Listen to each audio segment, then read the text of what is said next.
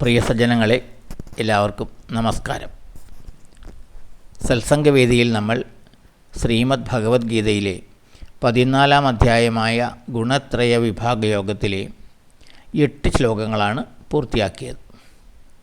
ഇനി നമുക്ക് 9-ാമത്തെ ശ്ലോകം നോക്കാം. സത്വം സുഖേ സഞ്ജയതി രജകർമ്മണി ഭാരത ജ്ഞാനമാവൃത്യ തമഃ പ്രമാദേ സഞ്ജയത്യുതഃ.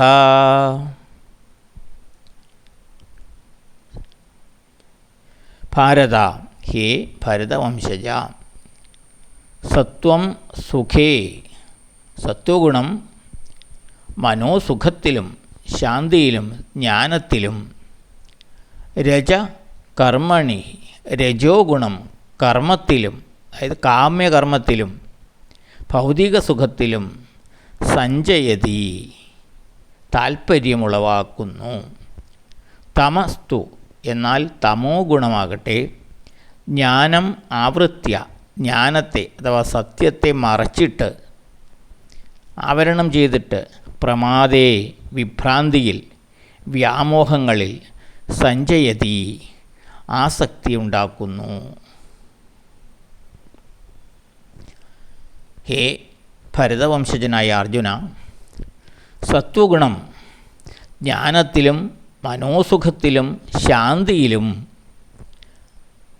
രജോ ഗുണം കാമ്യകർമ്മങ്ങളിലും ഭൗതിക സുഖങ്ങളിലും താൽപ്പര്യമുളവാക്കുന്നു.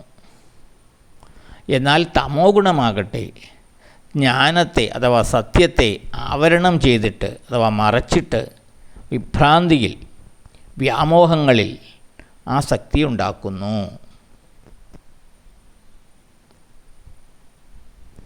സത്വഗുണത്തിൽ സ്ഥിതി ചെയ്യുന്ന വ്യക്തി തൻ്റെ ബൗദ്ധിക തലത്തിലുള്ള പ്രവർത്തനങ്ങളിലും അറിവുകളിലും നേട്ടങ്ങളിലും തൃപ്തനായിരിക്കും.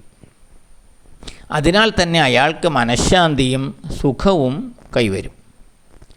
രജോ ഗുണപ്രധാനിയായ വ്യക്തി ഫലേച്ഛയോടുകൂടിയ കർമ്മങ്ങളിൽ വ്യാപൃതനായിരിക്കും.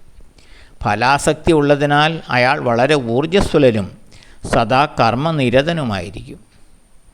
ഭൗതികമായി ധാരാളം നേട്ടങ്ങൾ ഉണ്ടാകണമെന്ന് ആഗ്രഹിക്കുകയും അതിനായി പ്രവർത്തിക്കുകയും അവ നേടുകയും ചെയ്യും. സമ്പത്തിലും സ്ഥാനമാനങ്ങളിലും പദവികളിലും പ്രശസ്തിയിലും ആഗ്രഹമുള്ളതിനാൽ അയാൾ ധാരാളം സേവനകർമ്മങ്ങളിലും ധാർമ്മിക പ്രവൃത്തികളിലും ഏർപ്പെടുകയും ചെയ്യും. സത്വഗുണപ്രധാനി തൻ്റെ ജ്ഞാനത്തിലും കഴിവിലും അഹങ്കാരചിത്തനായാൽ മാത്രമേ സംസാരബദ്ധനാവുകയുള്ളൂ.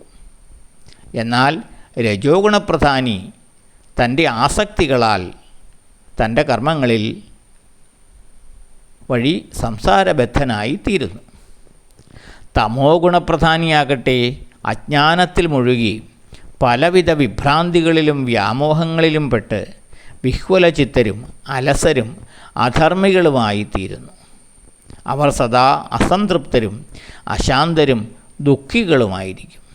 അവർ തനിക്കും മറ്റുള്ളവർക്കും ദ്രോഹം ചെയ്യുന്ന കർമ്മങ്ങളിൽ വ്യാപൃതരായിരിക്കും. അവർ തീർച്ചയായും സംസാരബദ്ധരായിത്തീരുന്നു. കർമ്മഫലങ്ങൾ അനുഭവിക്കുവാൻ വീണ്ടും വീണ്ടും ജനിക്കേണ്ടി വരുന്നു. ഇതാണ് ഈ ശ്ലോകത്തിലൂടെ ഭഗവാൻ പറയുന്നത്. അപ്പോൾ അടുത്ത ശ്ലോകം നമുക്ക് അടുത്ത ദിവസം നോക്കാം. എല്ലാവർക്കും നന്ദി, നമസ്കാരം. ഓം നമോ ഭഗവതേ വാസുദേവായ.